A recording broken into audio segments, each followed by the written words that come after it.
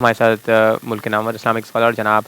Doctor مفتی نثار اختر صاحب موجود ہیں۔ ڈاکٹر صاحب، نصاب کے حوالے سے میں آپ سے بھی پوچھنا چاہ رہا ہوں کہ تاکہ کلیئرٹی ہو جائے کہ اس کے حوالے سے کوئی ایسا ہے نصاب ہے کہ کیا کرائٹیریا ہے، کس کو دینا ضروری ہے، کس کو دینا ضروری نہیں ہے، یا سب کو دینا ہے؟ بسم اللہ الرحمن الرحیم۔ صدقہ فطر کا باقاعدہ ایک نصاب ہے، جس طرح ایک زکوٰۃ کا ایک نصاب ہے، اور لیکن فرق یہ ہے کہ زکوٰۃ کے نصاب میں یہ زکوٰۃ کے بارے میں جس طرح ہم حدیث میں پڑھتے کہ 7.5 تولہ سونا، 52.5 تولہ چاندی، اس کا اپنے ایک نصاب ہے، اس پہ ہولان ہول شرط ہے۔ صدقہ فطر کے نصاب میں ایک تو ہولان ہول شرط نہیں ہے، مطلب پورے سال کا گزرنا شرط نہیں ہے۔ دوسری بات یہ کہ صدقہ فطر کے نصاب میں اور زکوٰۃ کے نصاب میں بنیادی فرق یہ ہے کہ زکوٰۃ میں مال انعامی ہونا ضروری ہے، اور صدقہ فطر میں مال انعامی ہونا ضروری نہیں ہے۔ کیا مطلب اس کا؟ مطلب مال انعامی سے مراد یہ کہ صدقہ فطر اور زکوٰۃ کے نصاب میں ایک بنیادی فرق یہ ہے کہ اگر کسی شخص کے پاس ضرورت سے زائد چیزیں ہو، اس کے استعمال میں نہیں آتی ہو، اور اس کے گھر میں ہو یا ضرورت سے زائد ہو، قرضے کے علاوہ ضرورت سے زائد مال اور اسباب اس کے پاس اتنا ہو کہ وہ 52.5 تولہ چاندی یا اس کی قیمت کے برابر ہو، تو اس کے اوپر صدقہ فطر لازم ہوتا ہے۔ اب یہاں زکوٰۃ لازم نہیں ہوگا، صحیح، کیونکہ یہ زکوٰۃ کا نصاب نہیں ہے، لیکن یہ صدقہ فطر کا نصاب ہے۔ اور صدقہ فطر جو ہے یہ قاری صاحب کی ایک بات سے مطلب میں اختلاف کروں گا کہ انہوں نے کہا کہ صدقہ فطر کا نصاب نہیں ہے۔ اس کی وجہ یہ ہے کہ صدقہ فطر کے بارے میں جو رسول اللہ صلی اللہ علیہ وسلم نے جو علت بتائی ہے، اس کی دو علت ہیں۔ ایک علت یہ کہ یہ طہر للصیام من اللغو والرفث، یہ روزوں کو گناہوں سے اور گندگی سے پاک کرنا۔ دوسری بات یہ ہے کہ آپ صلی اللہ علیہ وسلم نے فرمایا کہ وہ طعمۃ للمساکین، یہ مساکین کے لیے گویا کہ خوراک کا ذریعہ ہے۔ تو جن کے لیے اللہ کے رسول نے ادا کرنے کا حکم دیا ہے، اگر ان سے ہی آپ یہ اصول کریں تو مطلب پھر دیں گے کس کو زکوٰۃ؟ اب اگر بطور مثال اس میں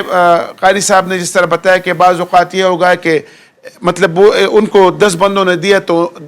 2 کو وہ دے دے گا، لیکن کیا یہ نہیں ہے؟ اس طرح بھی ہو سکتا ہے کہ کسی جگہ کوئی بندہ ہے، کوئی فقیر ہے، مسکین ہے، اس کے پاس کچھ بھی نہیں ہے،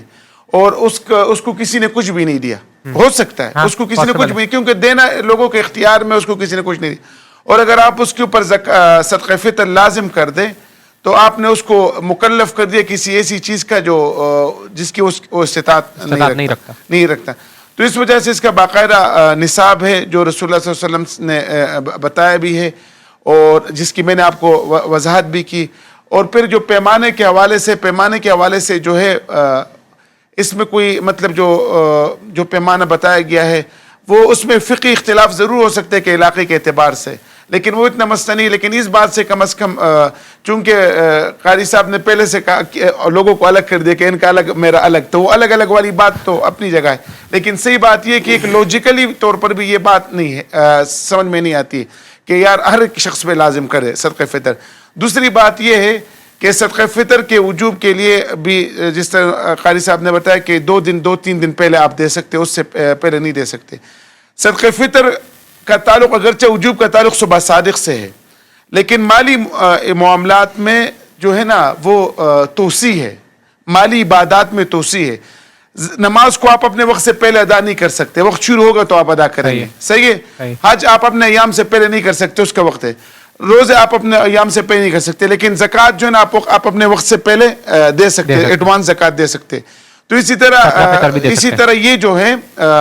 صدقہ فطر، یہ آپ رمضان کے شروع ہونے کے بعد کبھی بھی دے سکتے ہیں، مطلب آپ اس کو پہلے دے سکتے۔ ہاں، افضل یہ ہے، بلکہ بہتر یہ ہے کہ اس کو عید الاضحیٰ کی نماز سے پہلے ادا کی جائے، کیونکہ ایک حدیث ہے کہ کتنی اماؤنٹ بنتی ہے یہ ابھی؟ یہ جو اماؤنٹ ہے گندم کے اعتبار سے نصف سا ہے، جو تقریباً 280 روپے بنتے ہیں، اور باقی کھجور، کشمش اور جو کے اعتبار سے جو ہے نا، جو کے اعتبار سے تقریباً 1200 کے قریب بنتے ہیں، اور کشمش اور